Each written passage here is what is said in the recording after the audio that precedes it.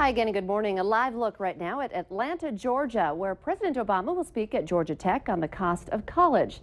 The America's College Promise initiative he announced earlier this year would make 2 years of community college free to students who qualify. He's also been pushing investment in education under the theme of middle-class economics. A very good Tuesday morning, everyone, and thank you so much for waking up with the Valley today. Kyle Bosch here with Lisa Bedeau, and we're just getting started with non-stop news and weather all the way up to the top of the hour to help you plan your day. And we start with breaking news for you this morning. The U.S. ambassador to South Korea has been released from the hospital after last week's attack by a man with a knife. Mark Lippert was treated for multiple stab wounds to his face and left arm. He says that although he still needs a little more time to recover, he feels good and is happy to be going home to his family. Doctors say that Lippert may experience sensory problems in his left hand for several more months. The attacker is facing charges of attempted murder.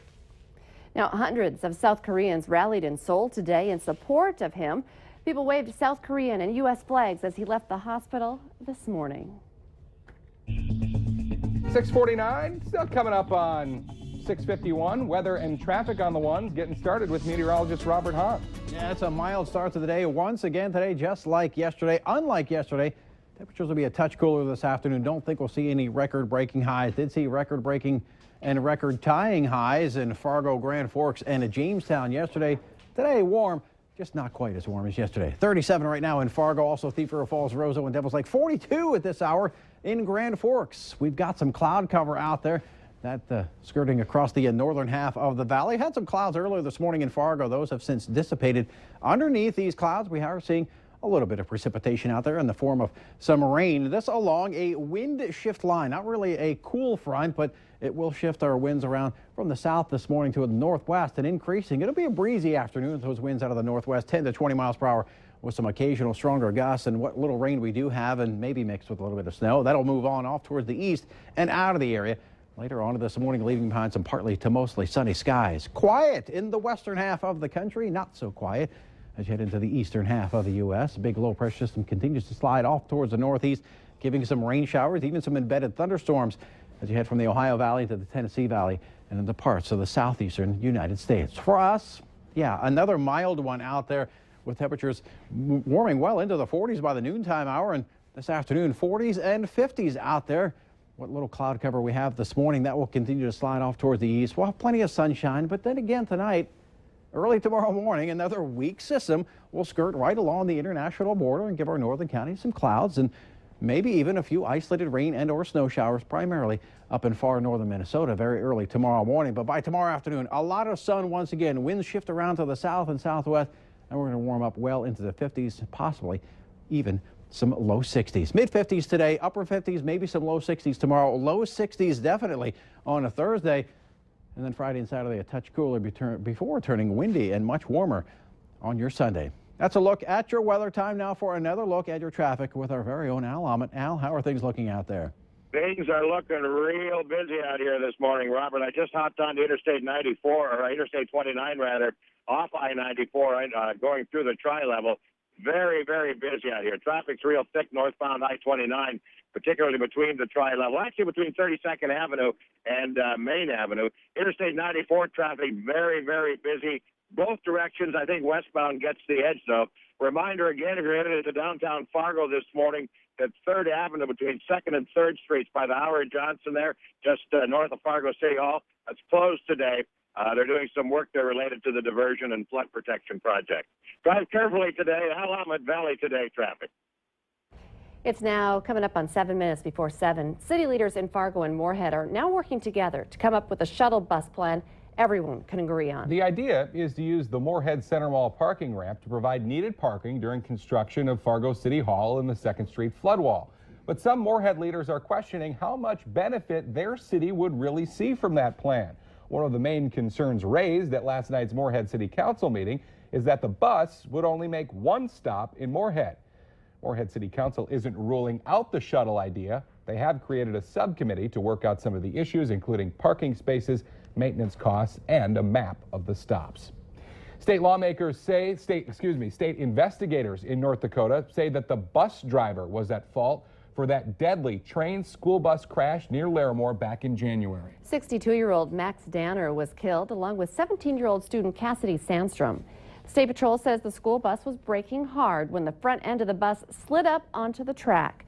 It was hit by the train just 2 seconds later. Authorities say after interviewing students, they didn't find anything that would indicate there was a major disturbance that could have distracted Danner. An autopsy also found he did not have a medical event.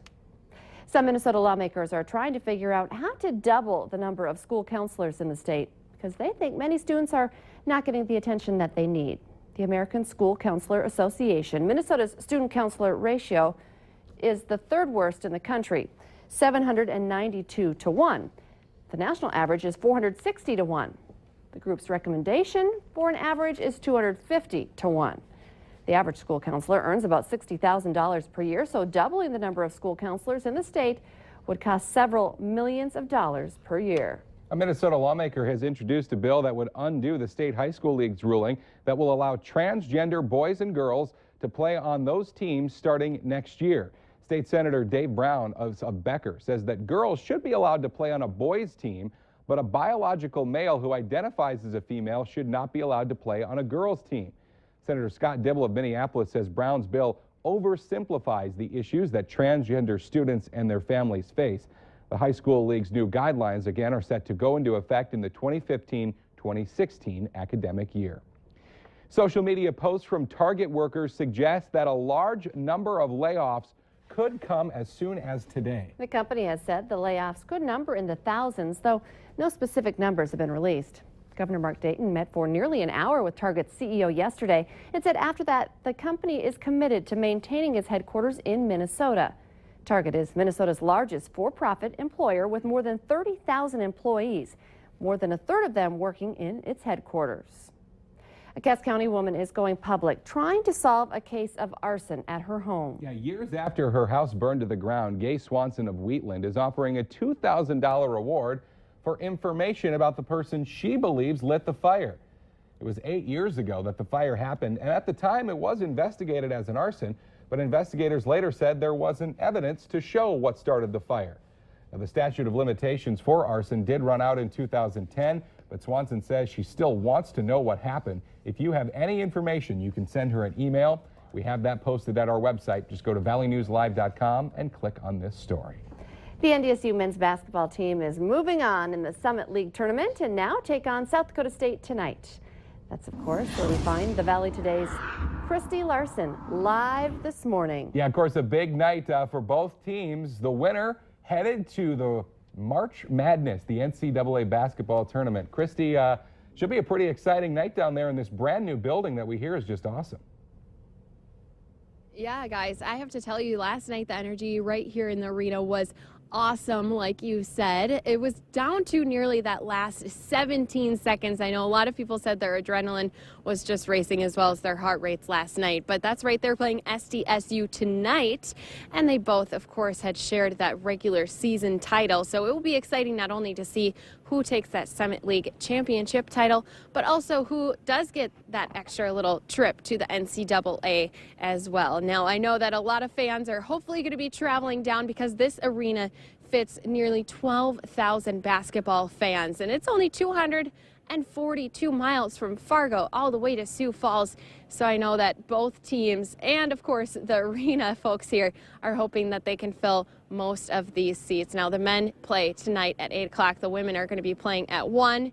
And I know, Kyle and Lisa, you saw that my basketball skills were not the greatest, so I'm going to have to probably try to redeem myself. I have one of the official Summit League balls right here, and hopefully this time I can make a few. But, of course, watch our coverage on Valley News Live and valleynewslive.com. Yeah, Beth Houle down there as well. Obviously, a lot of coverage coming up throughout the day, and then Christy will be live again tomorrow morning. Hopefully, we'll be celebrating a big Bison win.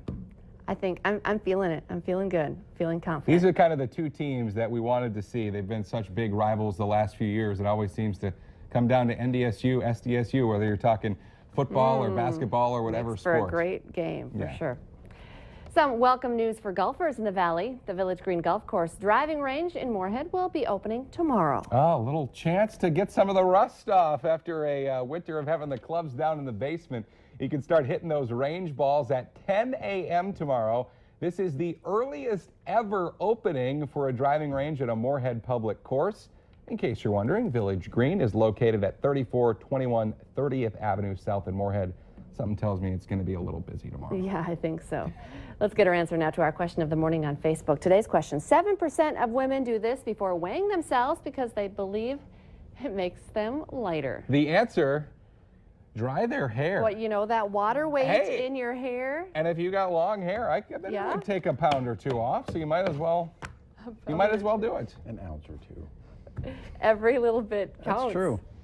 That is very true. Is it my turn? Yeah, go ahead. Already? We All want to right. hear all about this forecast. Let's take a I look love at some current temperatures. We've dipped down to 34 here in Fargo, but that's still mild by March standards. 44 up in Grand Forks, 34 degrees also down in the Fergus Falls area. Cloud cover off towards the north. That'll continue to slide off towards the east. We'll see a wind shift line making its way on through today. Behind that, winds will increase out of the northwest, 10 to 20 miles per hour with some occasional stronger gusts. Underneath those clouds, a few sprinkles. Those will slide off towards the east, partly to mostly sunny. I'm getting so choked up because the weather is so nice. It is so nice. Mid-50s today, upper 50s to near 60 on Wednesday, into the low 60s Thursday, mid-60s on Sunday. I want to cry. I'm almost so happy. Swing those sticks. It's unbelievable. Loving this. It's Yeah. a mood booster for sure. Exactly. Thanks for waking up with the Valley today. More local news and weather in 25 minutes. Have a great day, everybody. We'll see you tomorrow morning. Take care.